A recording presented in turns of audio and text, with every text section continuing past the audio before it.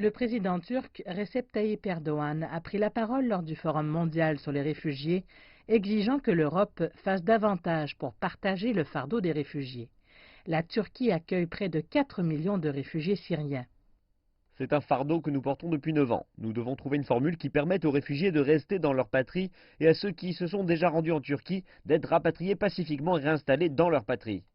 Cette année, le président Erdoğan a menacé d'ouvrir les portes de l'Europe et d'envoyer encore plus de Syriens à travers la mer Égée en Grèce.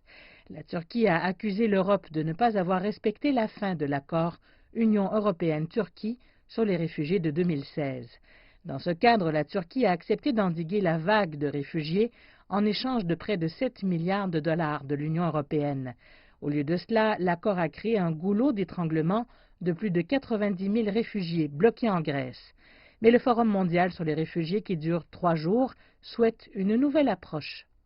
Nous voyons des réfugiés qui ont fui pour sauver leur vie, être diabolisés et transformés en figures de la peur.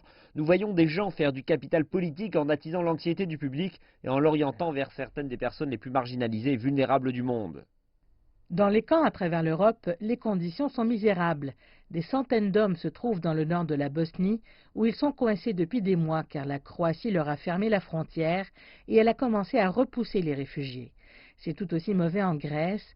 Plus de 40 000 réfugiés se trouvent dans 5 camps insulaires grecs, conçus pour accueillir seulement 5 400 personnes. Maintenant, la Grèce a décidé de fermer tous ces camps. Elle a commencé à transférer des réfugiés vers le continent où ils seront détenus, incapables de se déplacer librement. Entre-temps, l'ONU affirme que le sommet de cette semaine est historique et cela pourrait l'être si tous les pays de l'Union européenne pouvaient s'entendre sur la manière de gérer la crise, mais la seule chose que les dernières années aient pu démontrer, c'est que la question de la migration est remplie de divisions.